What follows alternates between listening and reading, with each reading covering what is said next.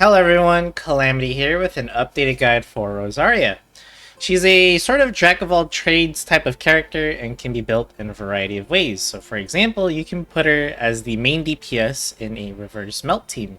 You can use her as a utility support in a freeze or a superconduct team with, hey, Eula being in the rerun banner soon, which is a pretty good option there. She provides excellent cryo application thanks to not having an ICD on both her skill and burst. If you don't know what an ICD is, I'll explain that later in the video. She's also a very strong battery option for your entire team if you give her a Favonius Lance. She also has a really low elemental skill cooldown, so she can be great for this. And you can also use her as a sub-DPS in the ever-famous international team. So you have plenty of options on how you want to build your Rosaria. So we're going to go over everything you need to know about how to build her and what makes her kit so special. We're going to go over weapon recommendations, artifact options, her best teammates, her constellations, and of course we're going to have a combat showcase right at the very end of the video. Now with that being said, we have quite a lot to go over, so let's get started with her talents. Starting with the first talent, we have the normal attack talent called the Spear of the Church. This talent doesn't have any sort of special mechanics or special, features of it. It is just a standard normal attack talent. If we look at the skill attributes, there's nothing there. It's very standard. It does look cool, but it is not something we're really going to use in Rosaria's kit. Speaking of her elemental skill, let's talk about it. It's called the Ravaging Confession. Very short skill description here. I love to see those. She's going to teleport behind her opponent, and she's going to do a stab and a slash with two different weapons, both dealing cryo damage, and this cannot be used to travel behind opponents of a larger build. So think of like bosses. She's not going to teleport behind, a really big cryo Regisfine boss or anything like that. She'll just teleport in front of it. And if you are in a group of enemies, she will teleport to the enemy that she's facing on the field. So just to keep that in mind. And if we look at the skill attributes, there's two different numbers here. That's the stab and the slash damage being shown there. And you can see that even at level 11, that these skill multipliers are kind of low for Rosaria, right? And depending on what kind of team you're using her on, the damage is negligible, because sometimes you're just using her for, like if you're using her in a freeze team, well, then you don't really care about the damage. You just care more about the cryo application. The cooldown is also really short, 6 seconds. And as I mentioned at the start of this video, her skill and burst do not have an ICD. Now, if you do not know what an ICD is, that stands for internal cooldown. Now, most characters in Genshin Impact have an ICD when it comes to their entire kit. So normal attacks, elemental skills, burst, all have an ICD. This is a cooldown that prevents you from applying their elements to an opponent. So for example, another cryo unit we can talk about is Kaeya.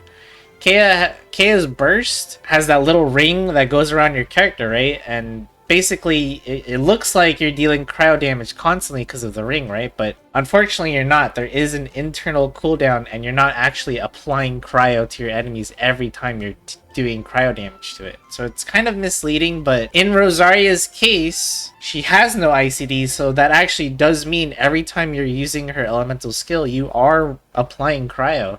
Same with her burst, you are applying cryo, which means you can actually do a melt reaction consistently, or a freeze reaction, or a superconduct reaction. Whatever reaction you're trying to do with Rosaria, she'll help you do it more consistently because she doesn't have an ICD. Speaking of her elemental burst, which also has a short skill description, Rosaria is going to first swing her weapon to slash surrounding opponents, and then she's going to summon a frigid ice lance that does damage periodically. It'll once she slams the ground and you see this ice lance on the ground or on the field, it'll consistently do cryo damage for its entire duration. So if we look at the skill attributes, there we can see the first hit was when she does that slash, and then the 323% is when she slams it down. Now keep in mind, these skill attributes are actually still kind of low, considering the fact that I've actually crowned this burst. I've actually crowned it. So your skill attributes or skill damage multipliers here are going to look a little bit lower. And then we can see the Ice Lance dot damage, and the duration is 8 seconds, cooldown 15, energy cost 60.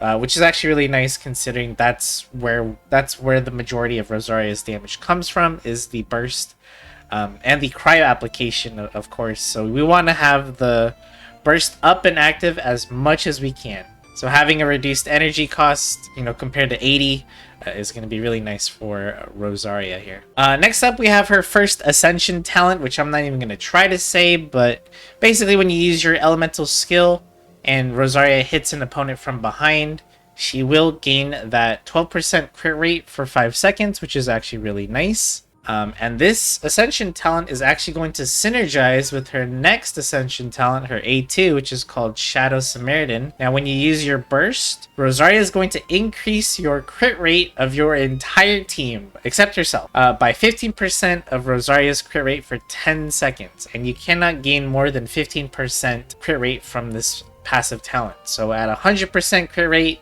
she's giving away 15% of it to her teammates as a buff. This talent right here is really, really good, and it's one of the most unique things about Rosaria's entire kit. Chances are you're really not going to be able to get the 100% obviously crit rate, and you shouldn't, because as we saw in the previous Ascension talent, Rosaria gains 12% crit rate when you hit an opponent from behind. So when you get this, you actually only need 88% crit rate. Now, if you also do something like Cryo Resonance, then you need even less crit rate. So you don't exactly have to build 100% crit rate on Rosaria. In fact, just getting something like 50% crit rate, which is definitely doable, that's still a 7.5% increase in your crit rate for your entire team. Like, that's still pretty good. And, if you can get more than that, but then by all means, without, sacrificing, stuff like energy recharge on your Rosaria. Let's move on to her final talent, which is called Nightwalk. So anywhere from between the hours of 1800 to 6 a.m. in the morning, you're going to get an increase of 10% movement speed. However, this does not work in things like domains, weekly bosses, and the Spiral Abyss.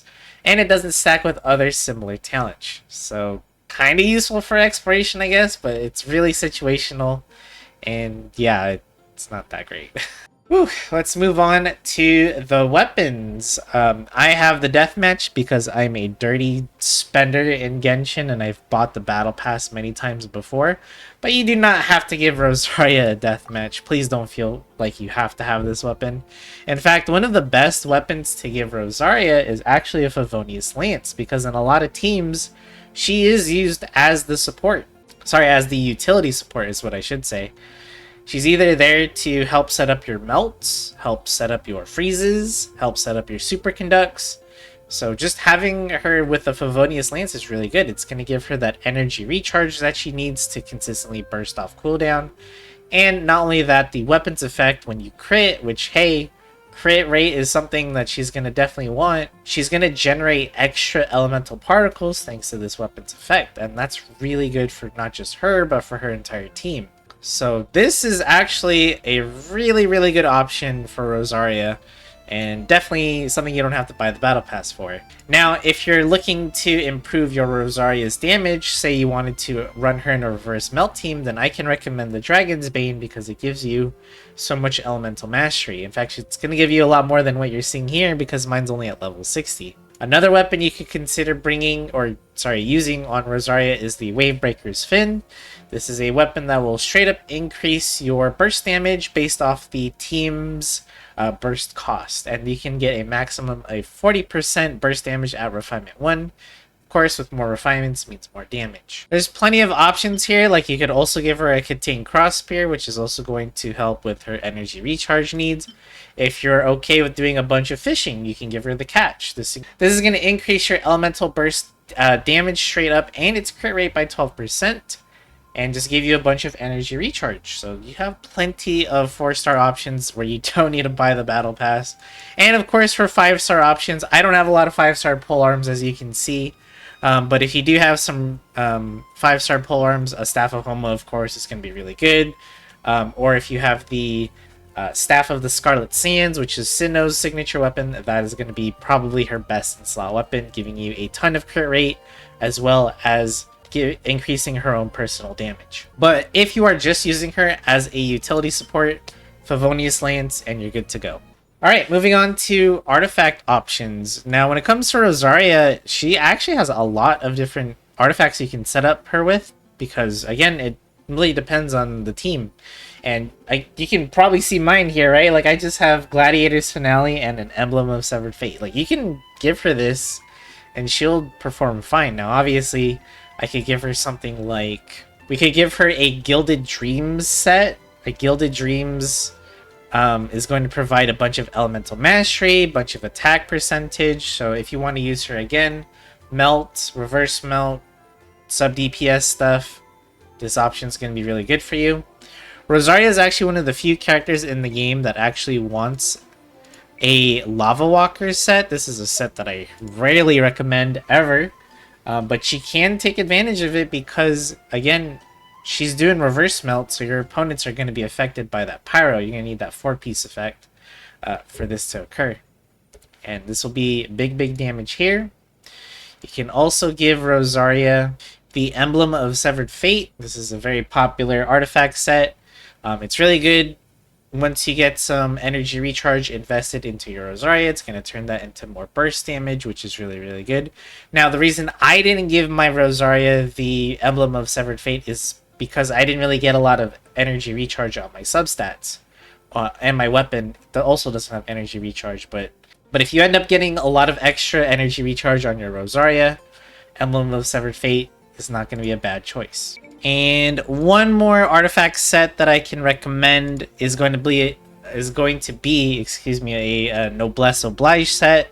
This is just going to further add to the whole utility support thing, because when she uses her burst, she's going to provide a 20% attack to her entire team for 12 seconds. But at the end of the day, you can also do what I did, which is do a 2-piece of different artifact sets. So you can, instead of Gladiator's Finale, you can do 2-piece Blizzard Strayer, 2-piece Gilded Dreams, Wanderer's Troop for the elemental mastery. It's really up to you, and just go with whatever has the best substats, honestly.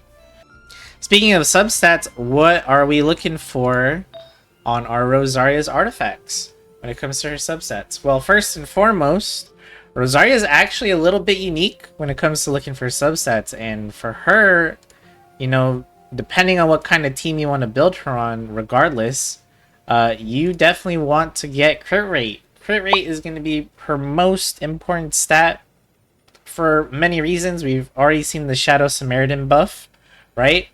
That's something we're going to want more crit rate for, but if you're using a Favonius Lance, then hey, you're going to want crit rate there. Getting crit rate is going to be very important for your Rosaria. And then the second stat after that is going to be energy recharge, because as we stated before, her burst is the most important part of her kit, and you want that to be available as often as possible with minimal downtime. So you need that energy recharge. You know, luckily she only has a 60 cost burst cost. So if you are using her with the Favonius Lance, you don't need that much, but still, again, enough to actually do it off cooldown consistently. So I'm going to suggest anywhere from 160% to 180 for a comfy burst uptime. Once you meet her energy recharge needs, then you can feel free to go ham on the rest of the offensive stats. So you can go for attack percentage, elemental mastery, and you can also get some crit damage, you know, if you can fit it somewhere. And that'll be a really well-rounded build for Rosaria. Now, when it comes to the main stats on the Sands, the Goblet, and the Circlet, you once again have a ton of options on how you want to go about it. So for the Sands, you can give her attack percentage, you can give her elemental mastery, or you can give her energy recharge. You know, depending on how your Rosaria is built, you know, if you're using her in a melt team, then elemental mastery is going to be great, but if you're using it in a freeze team, you're better off either going energy recharge or attack percentage. For the Goblet, you can go CRYO damage bonus, attack percentage is going to be okay, or elemental mastery again if you want to focus really hard on that reverse melt damage. But CRYO damage bonus and elemental mastery are usually the way to go. And lastly, we have the Circlet, which you can definitely, you know, if you're just using her as a support, you definitely want to just go for crit rate. I went for crit damage because I'm using the deathmatch on my Rosaria, so I was mainly happy with where her crit rate is at. Next up, let's talk about Rosaria's Constellations, which unfortunately are kind of on the more disappointing side. But let's go ahead and go over what they do. So we have C1, which is called Unholy Revelation, and when Rosaria deals a crit hit, her attack speed is going to increase by 10%, and her normal attack damage is going to increase as well by 10% for 4 seconds. Unfortunately, this is only Rosaria herself. Imagine if this was like your teammates. This would be an incredible constellation, but because it's just Rosaria, and the fact that we're not really using her normal attacks here, this constellation, not that great at all, unfortunately. C2 is Land Without Promise. This is going to make your elemental burst last for an additional 4 seconds, which, hey, that's great. It means more cryo application overall, a bit more damage, and a bit more time for you to build up that energy to get your next burst ready to go. C3 and C5 are going to increase skill and burst respectively, which, hey, that just means more damage for us, but because of Rosaria's poor scaling, it's not that much of a damage increase, but hey, it's better than nothing at this point. C4 is probably going to be her best constellation in my opinion. It's called Painful Grace, and when Rosaria does a crit hit with her burst, she will regenerate 5 energy for Rosaria, and this can only be triggered 1 time per burst cast. So this is a nice constellation just because it helps, again, with your energy recharge needs. Probably going to make those requirements even lower, which is always welcome. C6, unfortunately, not that great unless you're using her in a superconduct team. You know, you're using her with that Eula, then hey, this is actually great. This is a 20% increase in damage for you. I forgot to talk about it. When you use her burst, it's going to reduce physical resistance by 20% for 10 seconds. So yeah, this is only going to affect those that are using Rosaria in a superconduct team. This does nothing for melt teams. This does nothing for freeze teams. It's just, so it's unfortunate there. I wish there was more effects to it, just to give Rosaria more utility, but it is what it is. Alright, let's talk team comps with your Rosaria. And please ignore the bottom left name. I'm running out of team slots. So this is what a melt team would look like for Rosaria. We have Bennett here for just being the heals and the burst. Kazuha also for more damage, and then Rosaria is here just to apply her cryo and to help Dilute do melt damage, basically. So in a comp like this, you would definitely want to just build Rosaria with a bunch of energy recharge and crit rate, just for the buff and for the Favonius Lance and burst uptime and stuff like that. You do not have to really focus on giving her a bunch of damage, but it's welcome once you meet the energy recharge requirement. This is an example of a freeze team that you would do with Rosaria. Now, most people would probably use Ayaka, so you could do something like this. This is more like the I don't have Shenhe kind of build or kind of team. And yeah, Barbara is here because I don't have Kokomi. So pretend Barbara is Kokomi for a sec, okay? And then we have basically a pretty standard freeze team with Ayaka. You know, Rosaria here just to apply that cryo to help your enemies stay frozen, so that Ayaka can get the most value from her Blizzard Strayer set and provides more crit rate to your entire team. And another example of a team that I mentioned earlier in the video is going to be a form of international team. Now, I tried to replace everyone that was on this team with some 4-stars, so at least it looks a little bit more free to play, manageable. You have Sucrose here as our grouper to help you set up those melts, and then we have Bennett and Zhongling for plenty of pyro, and then you use Rosaria here. So this is going to be a really solid team, great for dealing with groups of enemies. And one more team I should probably mention is a superconduct team, as I mentioned before. So that empty spot there is where my Eula will be if I had her. But a superconduct team would look something like this. You got the Rosaria here to help you set up your superconducts with Fischl, and Mika is here just to heal and provide more physical damage buffs. So something like this would be your physical damage team. Now, of course, if you don't have Eula, you know, it doesn't have to be her. You could also use someone like Razor. I couldn't find him, but there you go. You could use Razor, you could use Jinyan, and there you go. Superconducts all day, every day. Alright, so we're going to use a pseudo-international team for our showcase here at the end. And we're going to do the Spiral Abyss. We're just going to do the first chamber because I hate doing the entire thing. It can be really, really frustrating. So we're just going to showcase Chamber 1 which has a bunch of Whopper flowers and a bunch of primal constructs, and you can see Rosaria in action. Alright, we're gonna run all the way to the end here so that the Whopper flowers can follow us, hopefully. There we go. Need to help group these up. There we go again. Big damage. Try to use Rosaria as much as we can to get those melts. Oh no. There we go. Always try to use the skill right before you use the burst. Again, we get that Ascension 1 talent buff where she gets a little bit more crit rate before you use her burst.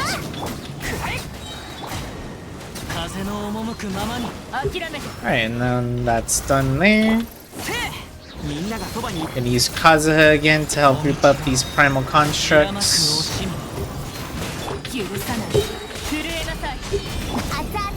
Hopefully you can see my Rosaria is doing some big damage numbers.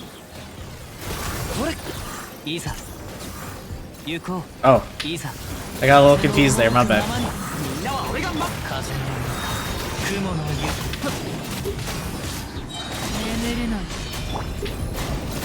See those constant melts, and that's what we want. And that's, what was that, like a minute and 20? I think that's pretty good time. As you can see, I just kind of picked whatever for the second team. This isn't a real team. Let's get out of here. Alright, let's say some final words on Rosaria. It's hard to showcase a quick swap sort of DPS character like Rosaria, because that's all you do. When you use her elemental skill, then you pop the burst if you have it, and then that's it. You go to another character and do their burst, and so on, until Rosaria is back up again. But yeah, in a team like that, Rosaria gets not a lot of field time, but hopefully you were able to see that she was pulling her weight in that team. It wasn't just, I know Bennett and Kazuha there as big buffers and Zhonling, but I hope you were able to see that she was doing a lot of melt damage and providing, just good damage overall. I do feel like she's most likely going to be a 4-star in the upcoming rerun banners in 3.8, excuse me. I feel like we'll see her again soon.